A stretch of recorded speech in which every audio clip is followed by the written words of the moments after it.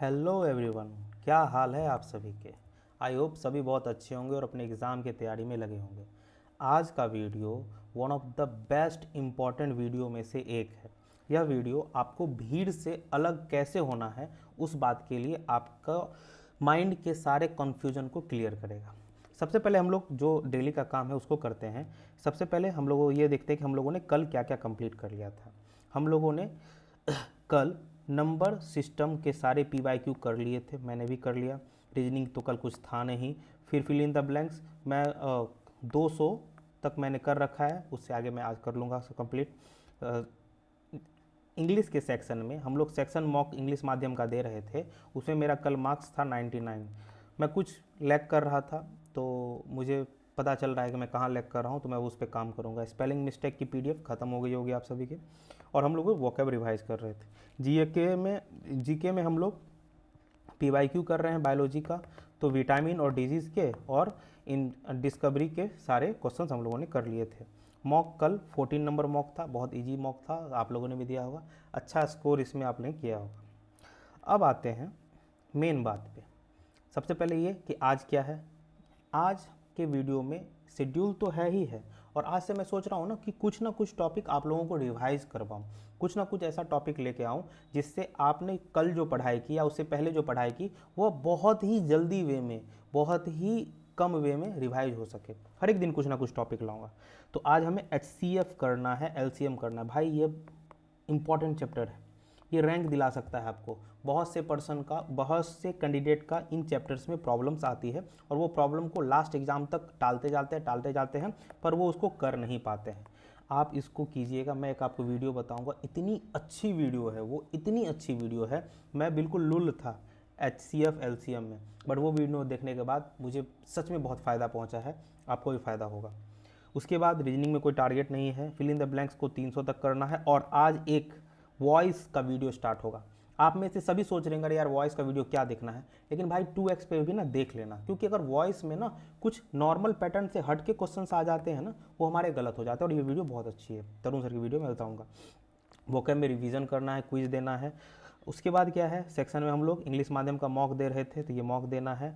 और PYQ करना है बायोलॉजी का लास्ट चैप्टर मिसलिनियस को। मॉक में 15 नंबर का मॉक देना मैंने दे दिया है। और कंप्यूटर में सारे वीडियोस कंप्लीट हो गए हैं, रिवीजन करने अब कुछ दिन में प्रीवियस ईयर स्टार्ट होंगे। तो सबसे पहले आप ये देखिए कि एक HCF की वीडियो है, ये अवेलेबल किस नाम से है, कंप्लीट नंबर सिस्टम के नाम से अवेलेबल है। वहाँ पे आप 5 घंटा 45 मिनट के पहुँचेंगे तो आपको ये HCF का चैप्टर मिलेगा, और यहाँ से लेकर यहाँ तक HCF ही है। इसका PDF कैसे डाउनलोड करना है मैंने आपको कल के वीडियो में बता रखा था। वॉइस में हमें तरुण सर की वीडियो देखनी है, ये वीडियो बहुत अच्छी है, आप इसको देख सकते हैं। अब कल मैंने एक फ्रेजल वर्ब का क्लास लिया था। पहले आप वीडियो पॉज कीजिए और आप खुद से मीनिंग बताइए, फिर उसको याद करने की कोशिश कीजिए कि मैंने आपको कल वो कैसे याद करवाया था। पॉज कीजिए वीडियो और मेमोराइज कीजिए। आई होप आपने ये किया होगा। सबसे पहले मैंने टेक आफ्टर याद करवाया था, याद है मैंने आफ्टर में करवाया था, एक के बाद दूसरा गया तो मतलब सेम ही था, तो रिसेंबल करना। टेक आफ्टर का मतलब क्या होता है, रिसेंबल करना। टेक डाउन को याद करवाया था मैंने राइट डाउन से, तो एक मीनिंग इसका हो जाएगा राइट डाउन, और टेक डाउन किसी को ऊपर से लेकर नीचे उतारना, तो हाइयर पोजीशन से लोअर पोजीशन पर लाना भी क्या कहलाता है, टेक डाउन कहलाता है। टेक ओवर मतलब क्या, कि हम लोग फिल्म वगैरह में सुने उसने इस कंपनी को टेक ओवर कर लिया, मतलब क्या कर लिया, कब्जा कर लिया, कंट्रोल अपने हाथ में ले लिया। टेक ऑफ मतलब क्या होता है, कि जैसे हम लोगों ने पढ़ा था इसके 3 मीनिंग होते हैं। आज मैं डिटेल्स में नहीं बताऊँ, आज मैं सिर्फ रिवीजन करवाऊंगा। 3 मीनिंग्स होते हैं। पहला मीनिंग क्या है, हम लोग विमान में बैठते हैं और टेक ऑफ कर जाते हैं एक जगह से। दूसरा मीनिंग क्या था, कि हम लोग क्या करते हैं, अपने कैरियर में एक ऐसा पॉइंट पे पहुंचते हैं जहाँ से हमारे कैरियर में उछाल मिलता है, एक प्रोग्रेस पॉइंट को बोलते हैं टेक ऑफ। और तीसरा हम लोगों ने टेक ऑफ क्या कहा था, हम लोग जब घर आते हैं तो मम्मी बोलती है ड्रेस उतार दो, तो क्लोथ्स उतारने के लिए भी टेक ऑफ का यूज किया जाता है। टेक टू को हम लोगों ने किस तरीके से याद किया था, एडिक्टेड टू से। टेक टू मतलब एडिक्टेड टू हो जाना। टेकअप को किस तरीके से याद किया था, कि हम लोगों ने टेकअप, उसके एक कंपनी ने B कंपनी को टेकअप कर लिया, मतलब क्या कर लिया, कब्जा कर लिया। फिर क्या है, टेक फोर मतलब क्या, किसी का गलतफहमी हो जाना, टेकिंग फॉर ग्रांट ले लेना, इस तरीके से याद किया। टेक इन मतलब हम लोगों ने किस तरीके से याद किया था, टेक इन मतलब क्या होता है, कि किसी को धोखा देना या किसी को पूरी तरीके से अंडरस्टैंड कर लेना। टेक आउट मतलब क्या होता है, टेक आउट को याद करवाए थे, एक्सट्रैक्ट आउट से मिनरल से हम लोग इसको एक्सट्रैक्ट करते हैं। और टेक ऑन मतलब क्या करवाए थे, कि किसी भी चीज़ को बहुत अच्छे से समझना या किसी कंपटीशन में भाग लेना, इसका मतलब होता है। ट्रिक से आप बहुत आसानी से उस चीज़ को रिलेट कर सकते हैं, आप ऑप्शन को एलिमिनेट कर सकते हैं। ऐसे ऐसे करके हम एक एक करके सारे फ्रेजल इंपॉर्टेंट फ्रेजल वर्ब हैं वो कर लेंगे और ये सब हमें कंपटीशन में आगे पहुंचाएगा, एवरेज स्टूडेंट से हमें ये आगे पहुंचाएगा। अब मैं आपको बार बार क्यों कह रहा हूँ एवरेज स्टूडेंट, उसका मैं आपको एक एकदम प्रैक्टिकल एक्सपेरिमेंट दिखाता हूँ आपको। मैंने कल एक सर्वे करवाया था कि आपकी एग्ज़ाम की तैयारी कैसी चल रही है। भाई ध्यान से सुन लेना, स्किप मत करना, बहुत इंपॉर्टेंट बात बता रहा हूँ। इसमें लगभग 133 लोगों ने वोट किया था।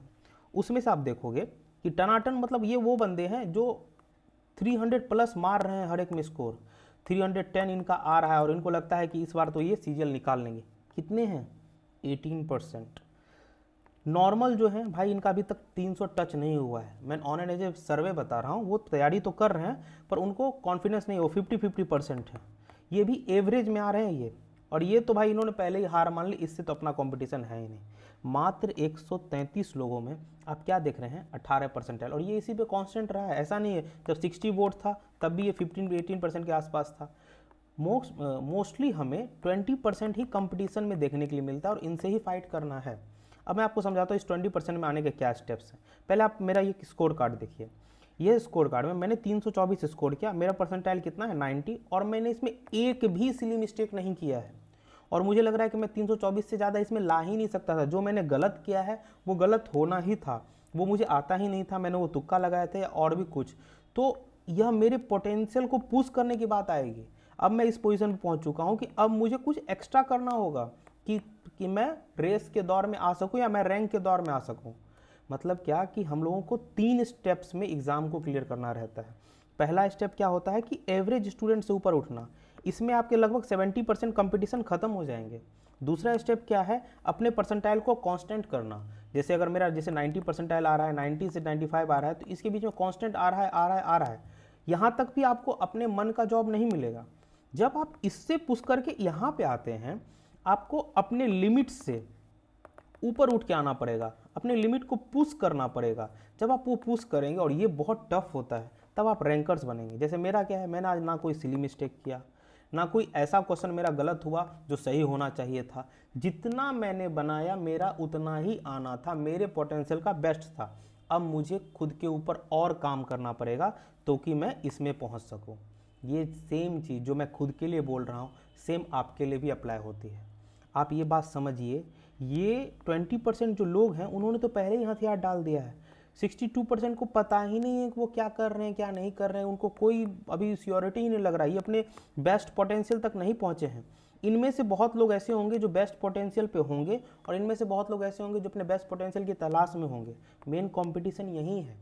भले ही एसएससी इस बार 3 दिन एग्जाम कर रहा है, 2 दिन एग्जाम कर रहा है, लगभग 2 लाख प्लस पर्सन को बुलाए, पर याद रखिएगा इसमें सिर्फ 40,000 का ही मेन एग्ज़ाम 40,000 का ही है। और इस 40,000 में से हमें कैसे भी करके 10,000 से लेकर के 20,000 के अंडर में पहुंचना है, उससे भी ऊपर जाना है। मैं एक बात बता रहा हूं ताकि हम अपना जॉब सिक्योर कर सकें, उससे ऊपर जाके हम अपना लोकेशन सिक्योर कर सकें।